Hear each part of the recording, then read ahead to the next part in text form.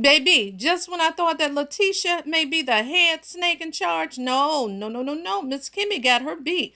But what's even worse, the two of them together is like a two-headed snake, honey. Queen Cobras. Oh, yes, they are like a double Medusa child. Let's get into this episode. Let's get into it. So, as I was perusing down these social media streets, I said, this is enough for me to want to share some sensibility.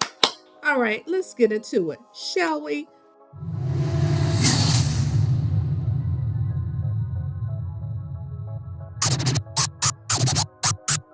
All right, y'all, let's talk about Love and Marriage Huntsville, Season 8, Episode 13, Forecast Sunny or Shady. And as we know, if you watch this episode, it was shadier than a mofo, okay?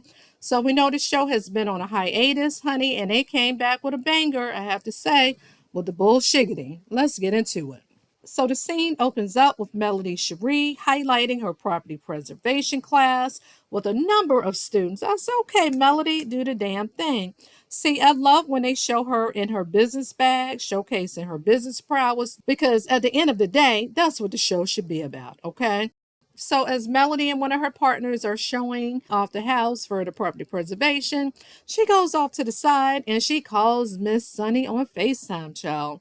And so during this conversation, we learned that Sunny plans on moving to Huntsville with Moses, okay? Now, this did seem to catch Melody a little bit off guard. And we do know from previous episodes that Moses and Sunny are into real estate, and especially Sunny, she tends to do quite well at it. And she says, yeah, we're looking to do some investments in Huntsville and we're thinking about moving there. I know that's right, child. So Melanie in the confessional wonder if they had any friends or close ties there to be relocating. Yeah, honey, they're coming to film. That's why they asses are coming. We know why you're coming to Huntsville, child, okay? And then Melody says, well, I hope they're not doing so to be petty. She did say that. And so we also learned that Sunny won't be attending Kimmy's brunch event, and Melody gave her heads up that she has a surprise in store and to stay tuned, okay? So the scene switches over to the Fletcher's house. And so Nell and Chris, they're on the couch and they're drinking a little bit of wine to set the mood. And so they discuss the sessions that they had with Dr. Francis. Now, Nell feels away because she felt that everything became about her. Now, in my opinion, she necessarily didn't want to take accountability for the enablement that she has kind of fostered in terms of the dynamic that she has with the kids. She's like an open purse to them whenever they have a sob story, real or imagined, okay? Because some of the situations could be real in terms of them coming to her for money to get bailed out. So basically, we're good cop, bad cop. You're going to say no. They know I'm going to say yes. They're going to hear my mouth. I'm going to fuss about it. But it's like a vicious cycle. I'm like, Nell, just say damn no. If you don't want them damn in your pocket, tell them no, okay? But in all seriousness, Chris said that Dr. Francis is really trying to get to the crux and the root of the problem. And that's why he's trying to get to the foundation in terms of the dynamic and the relationships, because we did learn that there are some communication issues with Nell and the kids, but basically just trying to peel back the onions and the layers in terms of what's going on, okay? And he says that if the kid sees changes in them because everyone plays a part, then it will impact them and change may affect them, which I agree. And Nell agreed as well. She seemed to a little reluctantly, but I still say just tell them goddamn no, okay? Child, because we heard y'all had some damn debts and stuff that y'all trying to pay off too with some damn houses in Atlanta and things allegedly. Okay, that's why you damn feeling the impact because you loaning out your liquid cash, child. You need that to pay your own shit. But anyway, moving right along. Okay. So now the scene switches over to Kimmy and Maurice's brunch event. Now, first and foremost, I do like that Kimmy is using this opportunity to highlight local businesses for her brunch affair that she's having. So it's like a tasting event that we're going to later learn. She showcased a local caterer who is renowned in Huntsville in that area. And also, they have an event planner. They showcased her too. And she asked, well, what do y'all think? And they said that they love the ambiance, they love the decor, they love the colors. So they seem real pleased with everything, which is a good thing. So shout out to them for showcasing the businesses. So they show Maurice and Kimmy in the confessional. Now I peep how they said that they didn't invite Martell, and I guess they understood the assignment because production or Kimmy, Carlos, somebody let them know, hey, Martell and Melody can't film together. Now, and it ain't like Kimmy and them are such lovers of Melody to invite her, but I think production, Carlos or somebody is kind of puppeteering who gets to come to what event. That's what I'm thinking. Y'all tell me what y'all think, okay? Now, Kimmy also says that she invited Sunni and Moses as well as Destiny, but she didn't hear back from any of them. But low key, she seems kind of happy about it, and she's kind of glad because I don't think she wants the drama because that can be awkward with all of them there. So Melody is the first to arrive to the event. Honey, girlfriend is glowing, child. Honey looking like gold fingers, looking like $1,000,000, okay? She got the two-tone blonde hair with the kind of finger wave look, right? So everything is kind of matching. Now, is it just me or is Kimmy not all that excited to see Melody? I know they feign a report and give the hugs, but I'm not buying the shit, okay? Maybe it's just me, right? And quiet as it's kept, I thought I kind of saw Kimmy kind of give Melody the once over. You know how somebody kind of look your ass up and down when you're looking good? Not because they're like, oh, girl, you look good because that's your friend or in an admirable type of way, but kind of an envious way. I thought I saw that. Maybe I'm wrong, all right? Yeah. She's starting out good. So I'm just saying. But Melody did go on to ask the Scots 2.0, hey, can I make an announcement while I'm here? And of course, Kimmy, Miss Controlling, want to orchestrate everything, asked, and it is her event in all fairness. She was like, well, what is it? She was like, oh, it's a surprise. It's a good thing. It's a good thing. And so they seem to be on board with it. So they also grabbed some drinks that were prepared. And the three of them, they toast to having a good brunch event for Kimmy. So the rest of the cast arrives. The Fletchers, Marceau, and Tisha, they all hug. They exchange pleasantries. And a few of the folks, they ask Letitia, well, are you going to be on your good behavior, seeing as though you acted a ass the last time when the ladies and all y'all got together at Miss Nell's birthday party? Okay, and of course, production with their shady asses did a flashback of Tisha acting an ass. So yes, they did. Okay. And Tisha, trying to be cute and smart, she said, well, I just wanted to get a few things off my chest. And she said, right, Melody? Right, Kimmy? Child. And Melody, catching the shade, she said, well, since we're communicating, why was black clothes? I said, yes, girl, get her ass. She said, I sent some of my students from the property preservation class, and he said it was closed. I said, child. And Tisha's slick ass said, were they students or were they millimeters? And Mel said, doesn't matter, goddammit. It could have been both. It could have been millimeters and students. Either way, they came and the bitch was closed. I'm just saying, okay? But anyway, Tisha said, well, they came to be nosy. Melody said, don't matter if they came to be nosy or not. The shit was closed. Goddamn. Anyway, child. But in all seriousness, they wanted to know why was black closed. And Tisha said, because we're black. Now, are you saying because you're black, the cigar lounge, or black is in your race? But no, Marceau went on to explain that the city shut them down and it has something to do with a use tax and them not paying it, okay? But let me tell you, when it comes to taking a damn jab or saying some slick shit about Melody, Tisha can hardly contain herself. She's going to take any and every damn opportunity, okay? Ooh, child. But in all seriousness, they did go back to ask, well, why was black closed? And Marceau said, well, basically, the city shut them down because it had something to do with a use tax. And so he went on to kind of explain that because I guess the bar stools, the chairs, or the furnishings, or whatever in black. And so they switch over to the confessional. Melody says, one thing about Marceau, you're never going to get a straight answer from him. And he's going to go down a rabbit hole and around John's barnyard when it comes to business. He's never going to give a damn straight answer. But I did look up, well, what is a use tax? Let me look this shit up.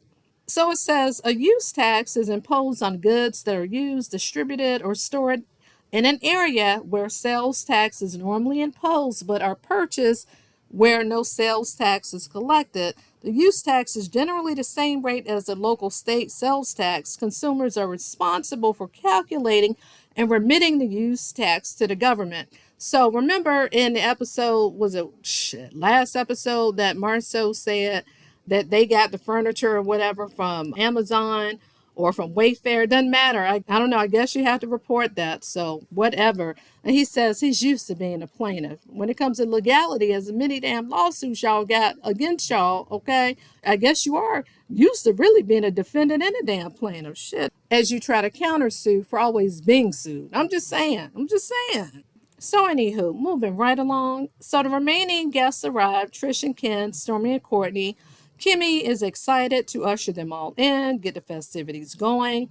So, Chris Fletcher asks Maurice, "What you drinking in that pink glass or that pink champagne flute?" And Maurice said, "Alcohol. I'm drinking out of it because alcohol in it." I'm like, did this Bama really say that?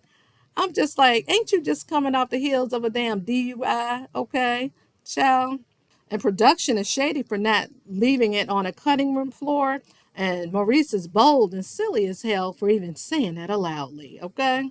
And I also peeped how Marceau said that he's dry, that he won't be drinking because he's trying to unbig himself because we know alcohol's fattening. So I guess he's on a diet. Good for you. He said he trying to lose his damn hips. Because, see, this was filmed back, what, early in the year? So he was trying to be summertime fine, getting rid of them damn hips and things. We see you, Marceau.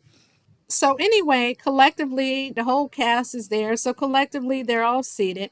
And Kimmy announces that her and Maurice bought a small mom and pop restaurant called Jordan's, I believe, and that a few people express interest. And the reason for this whole brunch is for a tasting. And that they're all there to sample LaChastity's cooking.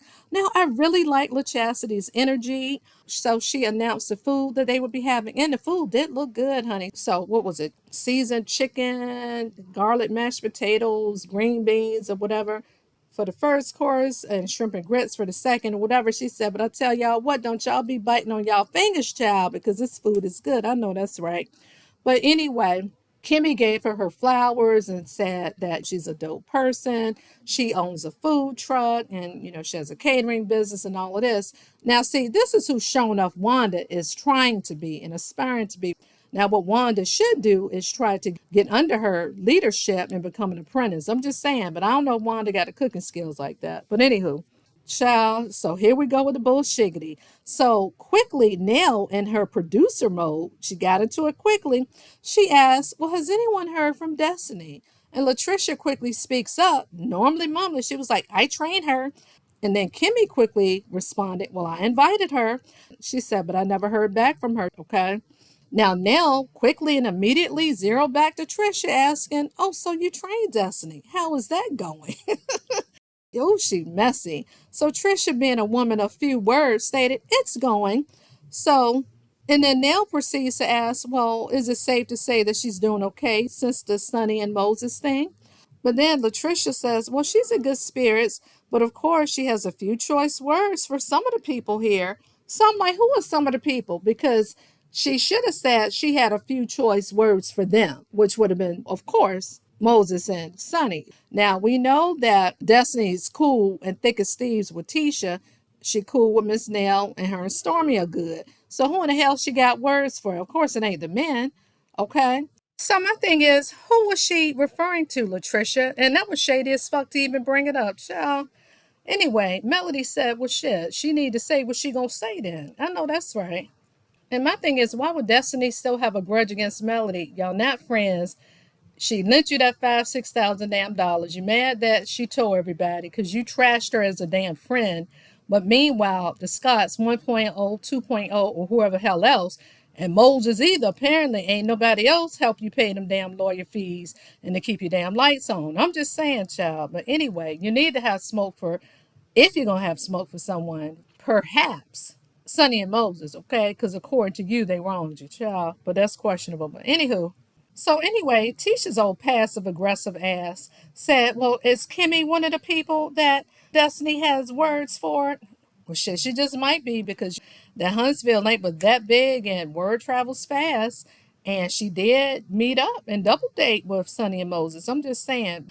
So Maurice was like, "Oh, look at Tisha, ha ha ha, volunteering my baby up as a sacrifice." So I'm like, since when have you started defending Kimmy, child? So anyway, Tisha doubles down with her shady ass and says, "Well, you did invite Sonny and Moses today, didn't you?" I'm like, "Why you keep coming for Kimmy? That's your sister-in-law, girl." And we can hear Trisha in the background saying, "No, she never mentioned Kimmy. So who in the hell was she talking about, Trisha? Okay." So anyway, Kimmy goes on to say, "Well, I actually have spoken to Sonny." And she also went on to volunteer that when Sonny was on a production team and when she was diagnosed with breast cancer, that she was very, very, very helpful to her. She said that emphatically. And she went on to say that when Sonny was in town for the podcast, for Melody and Carlos that she asked if she could speak to her. Okay. Now Nell is messy as fuck because she said, well, did Sonny come to see Maurice too? And everybody like, huh? And then everybody laughed it off. And then here go Tisha like, so what you trying to say? She want everybody, man. You can't trust around your man. Now everybody laughed except Melody Cherie because see, she not for the gossiping and the fake shit, okay? Child, but we gonna get to that. Because Melody said I'm not for that shit. So Kimmy did say that Sonny mentioned, I am not interested in none of y'all men and not to worry, okay? But Kimmy did go on to say that sitting down, having a conversation with Sonny and Moses, that there are two sides to every story.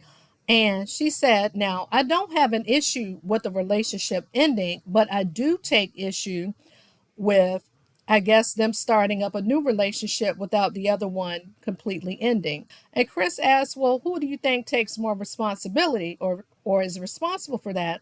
And Kimmy says, well, I feel like Moses is most culpable. And Stormy says, I feel like they're equally culpable. And Kimmy replied, well, not really, because Moses was the one in a relationship with Destiny.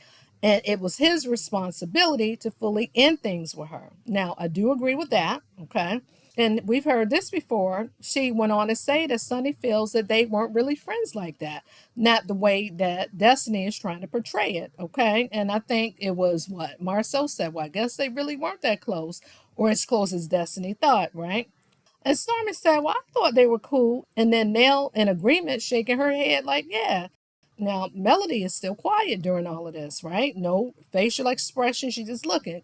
Because again, she's not down with the gossiping session, right? So Chris went on to volunteer. He said, look, I spoke to Sunny, and she said that as a producer, that she was just doing her job. And oftentimes the talent, they mistake their interactions as being friends or having a friendship.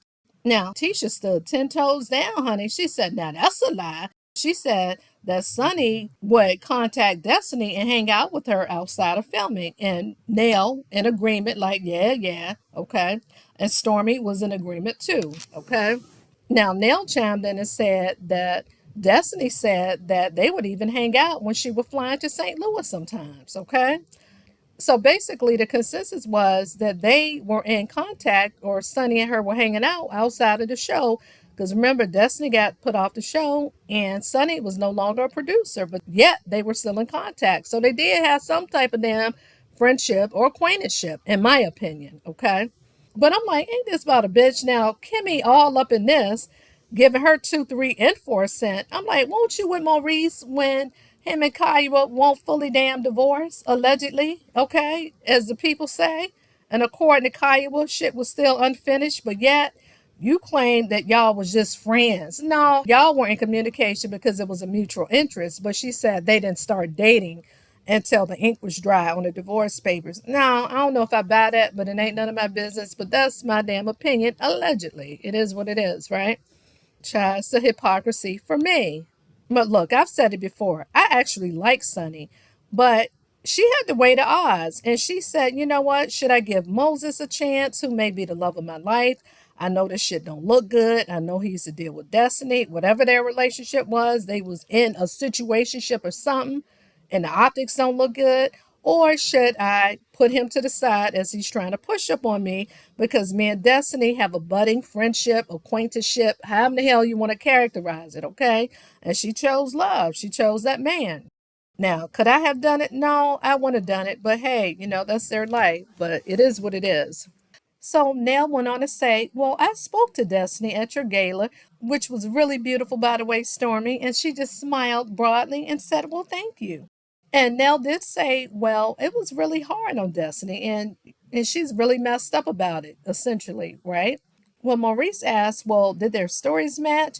And Nell emphatically said no. And Tisha said, well, Moses and Sonny's stories, they match, okay? Because they're probably rehearsed it. Now, her and Nell both said that in agreement. Now, old quiet ass Trisha even chimed in and mockingly said, well, Sonny was like, well, it must be our destiny for us to be together. And a few people at the table say, yeah, she did say that, talking about her and Moses' relationship. Ooh, don't let us find out, little Trisha, that your ass shady too. Little want to be quiet ass, being sneaky, child. And Tisha went on to say, well, I don't know why they have so much heat for Destiny when Sunni is the one that's dating her ex. Well, there's that. So Chris Fletcher re-enters the chat and he said, well, I did show them some houses. And Tisha said, so wait a minute, they really moving out here? Basically encroaching and trying to take Destiny's friend circle? That ain't cool. That ain't cool. They just trying to rub it in. I'm like, man, just a few seasons ago, won't you rubbing in Melody's damn face about Martell's infidelity and the supposed matching BMWs him and Slow Slaw had? Girl, if you don't shut your ass down, F out of here. But, I found it really rich that Tisha accused Sunni of trying to take Destiny's friends, as stated.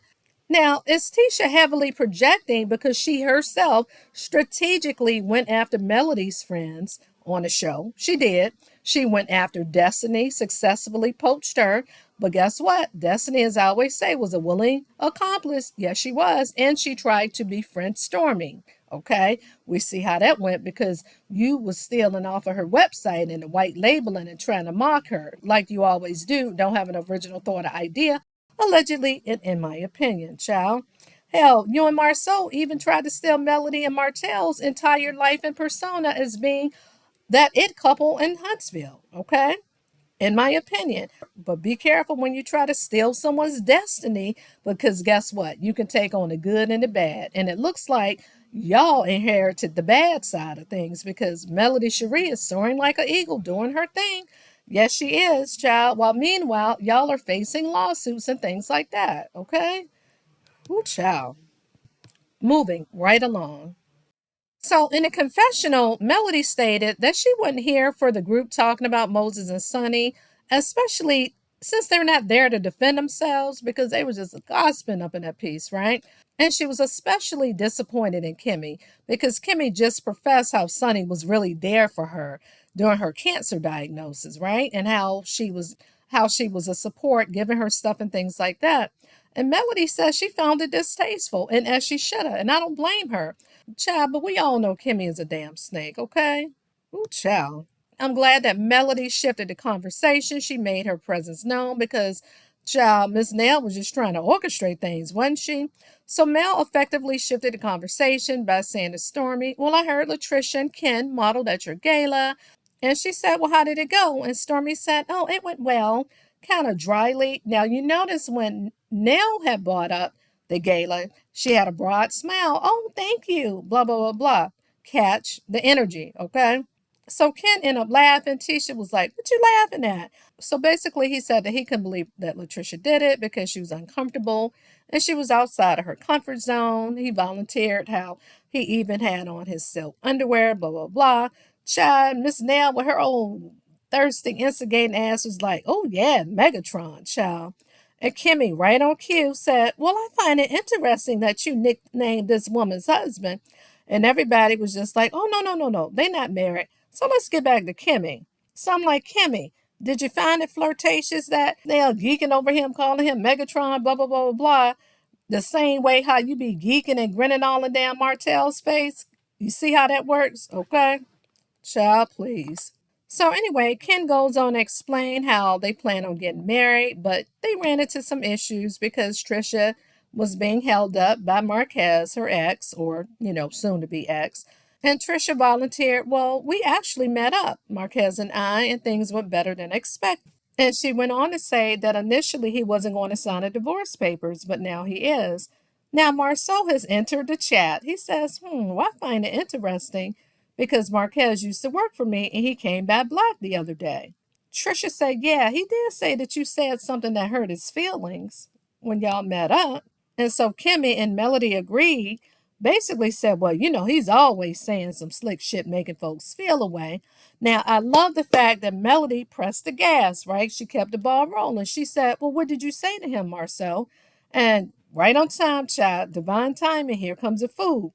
And Mel was like, oh, no, no, no, no. We want to hear the conversation y'all had. Okay. So Marceau said that we discussed blended families and when you have two sets of people raising a family. And he said, I think some of the words that I may have used is that you may want to thank this man for stepping up and picking up from what your ass left off. Okay. I'm ad libbing here. So Ken, proud as fuck, he was just like, I'm a man's man and I take care of everything. He said, I don't want to call it jealousy on his part, but hey, he may feel a way that he can't level up to the situation. Okay. Now, we did learn that Ken bought Trisha's son a car for what, graduation, 16th birthday, or whatever like that. And he's very supportive of the daughter and how they've gone out the country. I'm just saying, child, he doing his thing. But I love that in the background, Melody was like, oh, ooh, ooh, too bad he ain't single, child. You know Melody don't want her damn leftovers. But he do seem like a good man, Savannah. Anywho, now Marceau responds. He said, to be fair, the guy was married, and if you're gonna be jealous of someone, let it be your wife. So anyway, here go Kimmy with her old blocking ass. So you really gonna tell this man what his ex said, Marceau? We like, hell yeah, we want to hear it. And Marceau was like, yes, I'm gonna tell it, okay? And Melody stayed on the gas and said, well, what'd he say? And Ken said, it's probably nothing I haven't heard. So Marceau said that Marquez said there was a pre-relationship that Ken and Latricia had prior to them getting to where they are now. And he said, you got to make some allowances for his feelings because, that's that man's wife. And technically, you had a situation before it was unfinished. So Trisha chimed in at this point. She said, well, we did finally agree to separate. And he left like a year later. And Marceau said, well, when was this? And Trisha said about 2019. And so everybody at the table's like, okay, so that was like 5 years, right? And here go Maurice, oh, that's a long time. Wait, we know your ass was going to chime in because you had somebody in a situation or whatever, and you had unfinished business, Maurice, what several women, so they say, before you even got with Kimmy, before you and Kaya was divorced. So we know your ass understand, okay? So Marceau playing goddamn Columbo. He said, well, how long have y'all known each other? And Ken said, for about 2 years in the physical, but we've known each other longer because we used to conversate on social media. Marceau said, okay, well, what year was that? And then Ken quickly said, but, whenever he will come back around talking about Marquez, Trisha and I will stop talking, okay? And so Marceau continued to drill the hell out of him. But honey, you got all these damn questions for him, but child, you don't want the damn Africa ain't show nary goddamn picture, no damn video and all this, but yet you want to know all this man damn tea. Shit, child, we don't know if you really went to Africa. If you don't set your ass down, teach you need to be taking notes. But she do try to drill him, but he just shut her ass down, talking circles around her. Anywho. But what got me, I was laughing at Stormy because she was looking intently, squinting and waiting to see what they was going to say. She was like, ugh, thinking 1 and 1 ain't equaling 2. But anyway, so again, Marcel was like, well, what year did y'all meet? And he was like, and they were both like 2015, 16. So Marcel said, you met this girl back in 2015, 16, but you never saw her in person, never, not even in the gym. And Ken doubled down. We were never in a relationship. Nope, nope, never. And I could swear on my father's grave. So he was adamant about that. So Marcel was like, okay, that was about right. And confirming that Marquez said they were corresponding about the 2015-16 time frame. But I'm also laughing at Chris Fletcher's old slick ass looking like, Negro, I see you, okay? The look on his face, like he ain't buying it, right? Because you got to remember, according to Martell, that Chris tried to introduce him to Latricia.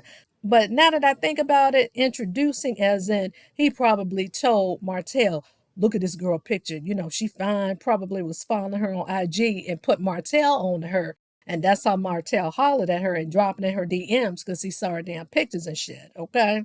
Anywho, child, don't let me find out they old slick asses are checking out our IG or whatever. Anywho, so anyway, Marceau continuing to play down Columbo, okay? So he was like, so you talked to this girl on social media, ain't never seen in the gym, blah, blah, blah. And he was like, nope, never. He was like, and the first time I saw her, I got scared. And then Trisha confirmed, said, yeah, the first time he saw me, I was in the gym. He was like, I turned right back around and went out or whatever. He was like, I was nervous. So everybody laughing. I'm like, ooh, child.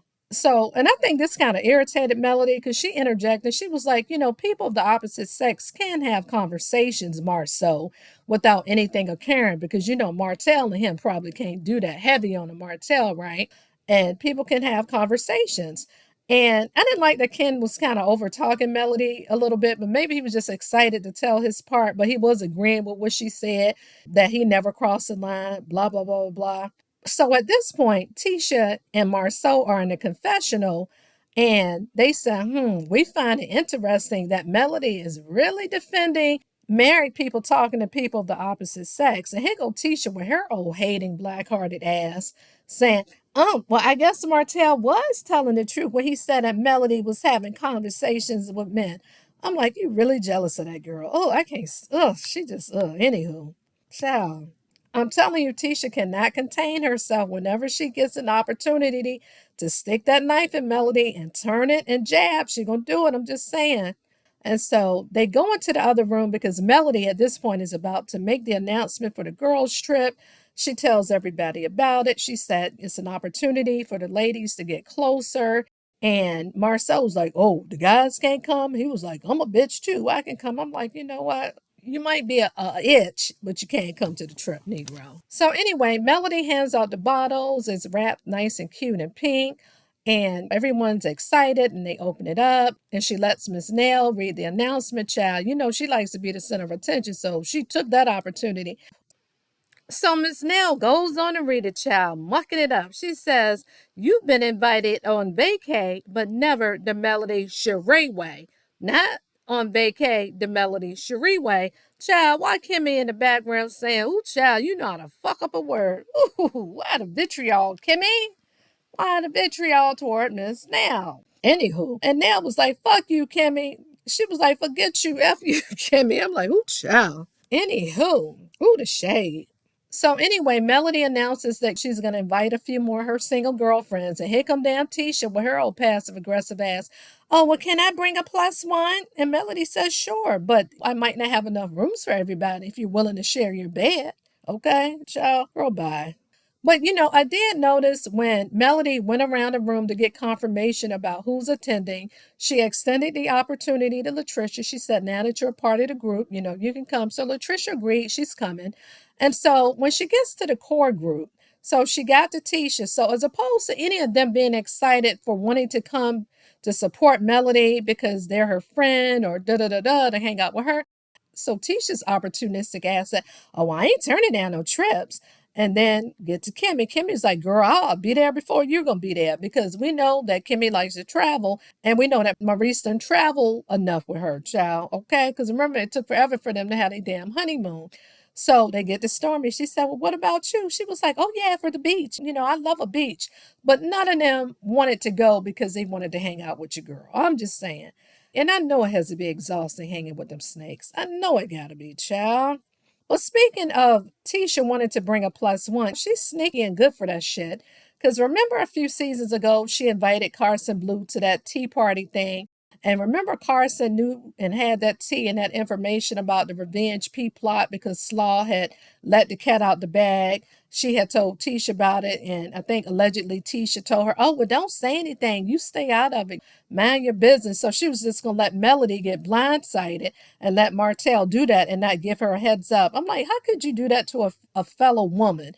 Knowing she got kids, they could see it. Her being a mother too. Tisha's just, oh, she's a snake, child. So, anywho, moving right the hell along. So the scene cuts over to Kimmy's house. So you have Destiny, Tisha, and Kimmy convening. And Tisha's like, oh, well, why is it so quiet in here? And so Kimmy goes on to say that Maurice is at work in the office.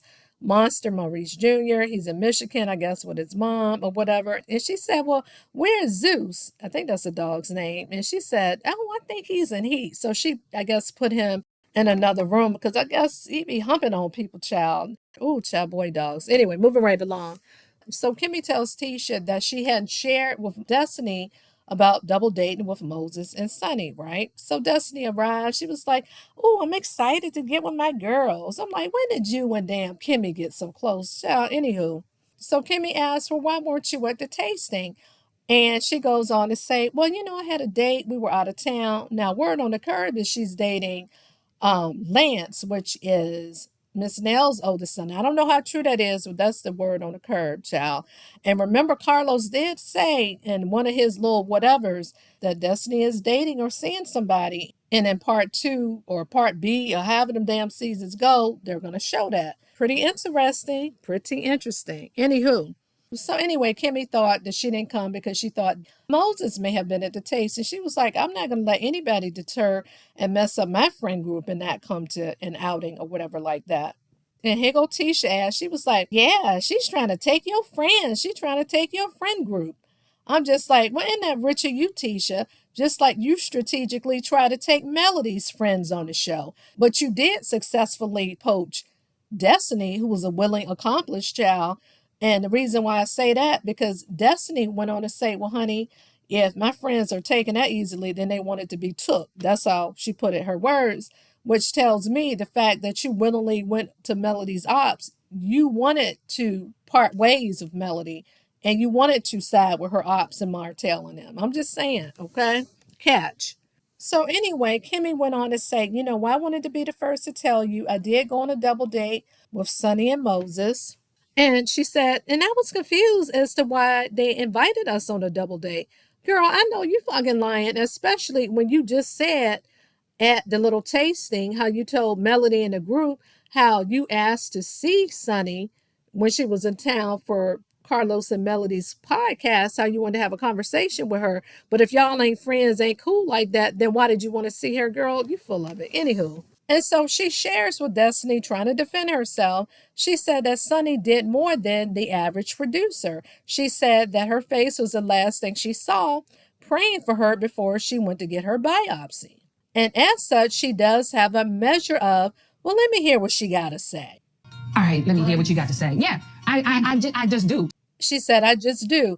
Now, I want y'all to catch this because Kimmy's slip is showing again. You see that face she made? That's that same damn face she made that time a few seasons ago when she had rung the bell and found out that the chemo worked and she was cancer free. I can remember Melody calling her to invite her to something. I think wanted to know was she up to like spa massages or whatever like that. But Kimmy happened to be at lunch with Tisha. And when Melody called, she looked and saw it was Melody and she made that same damn face. Kimmy, and Melody actually calls and, oh, Kimmy, you are sneaky, aren't you? Did you see her roll her eyes when she figured out it was Melody on the phone? Oh, your slip is showing, girl. So basically, you just tolerating Melody like you're going to tolerate Sunny. Girl, bye. So anyway, Destiny didn't try to negate the fact that Sunny did show her heart to her when she was going through that moment. She was like, I get that. She said, but why are they dragging this whole situation on? Why don't they just go on somewhere, right? Because I think she feels like they're trying to infiltrate her friend group, okay? Hell, low-key, Destiny, just like you damn infiltrated Melody's friend group. But then again, they were Melody's frenemy, but child, you get the point. So Kimmy did go on to say that Sunny and Moses told her Maurice that Martell showed them a house. And then she said, I'm surprised Martell would show them a house. She is so two-faced. And Maurice said, well, that man got to sell that house. And Tisha was like, he needs the money. And he sure as hell does because he got mouths to feed, child. Okay, because he got 4 kids and a possible 5 because word on the curb is Knox may not be his child, but that's a whole nother video. Anywho, and Destiny says she's aware, and she was like, and I told him, I'm going to need that check. I'm going to need that cut. Ooh, she is desperate as fuck because my thing is, if you got any pride about yourself, you wouldn't want any money off the sale of that. I'm just saying. So she wants to be Martell's real estate agent if they buy the house. Ooh, child. That's an opportunist if I ever saw one. Just savage, child. Just like you use Melody. Girl, bye.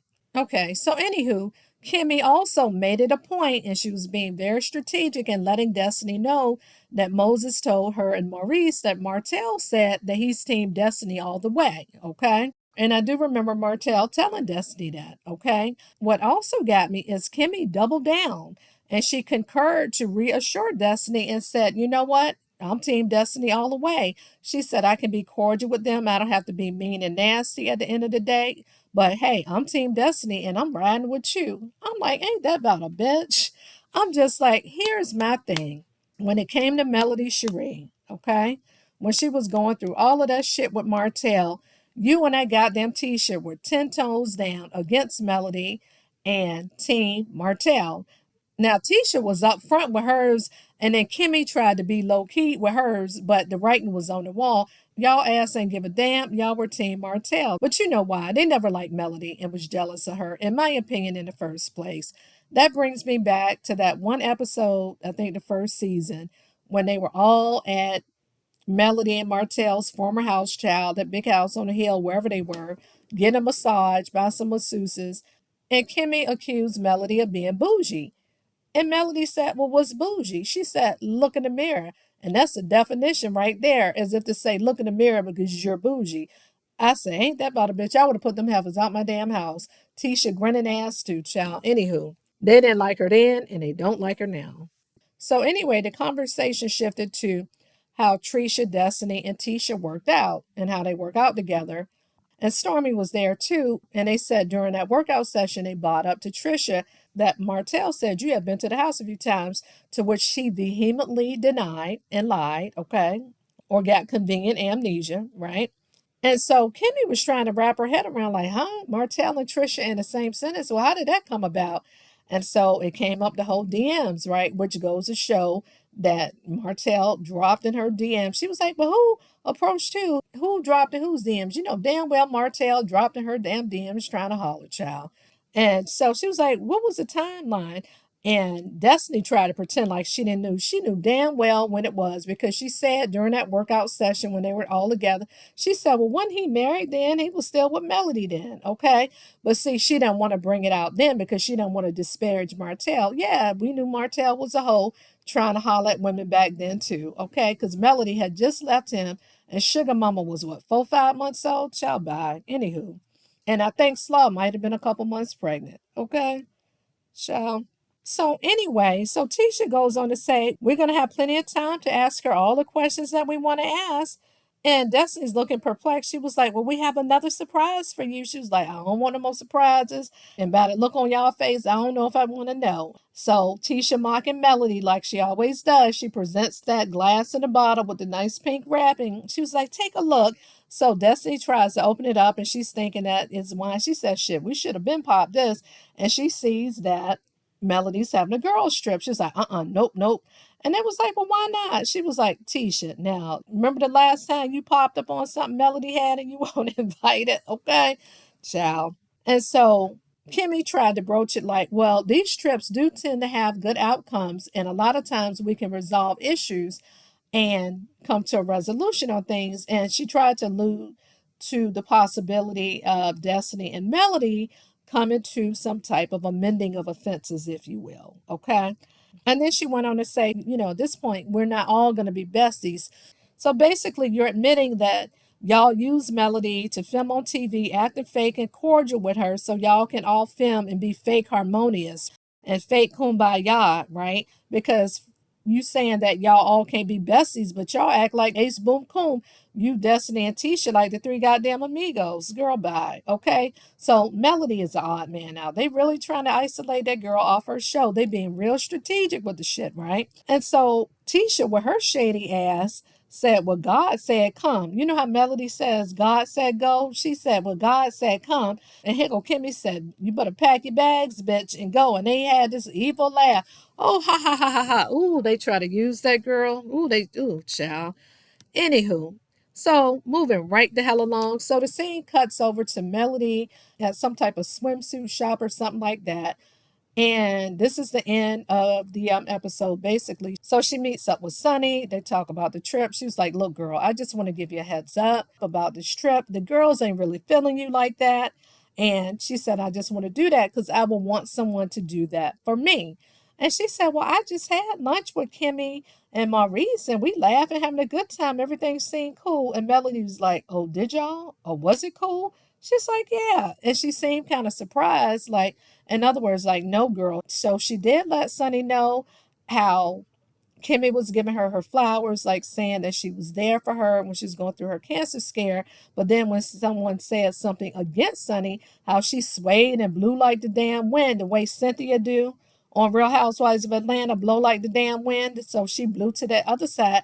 Well, yeah, I didn't like this and I don't like that. In other words, you know, talking out of both sides of her neck. So here's the thing. I don't know who's the biggest snake, that damn Tisha or that damn Kimmy. Honey, I'm going to call both those chicks queen cobras. You know how you have a king cobra snake? Honey, they're like a two-headed damn Medusa snake. Okay, queen cobras, right? Child head, just a swiveling, looking for who they going to devour and bite. Okay? Child, get into it. I'm just saying, get into it.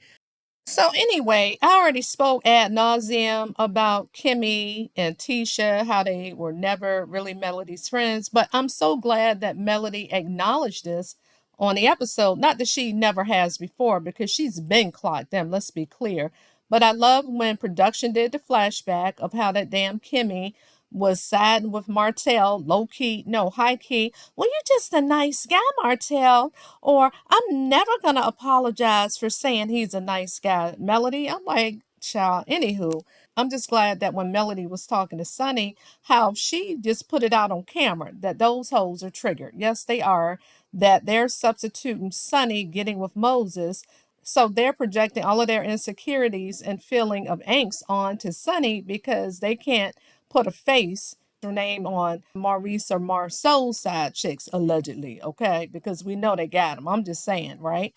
So anyway, for me, it's just a dog whistle and them just putting it out there. We are not Team Melody. We're Team Destiny. We're Team anybody who is against Melody because they don't F with her like that. And guess what? She don't fuck with them either. I'm just saying.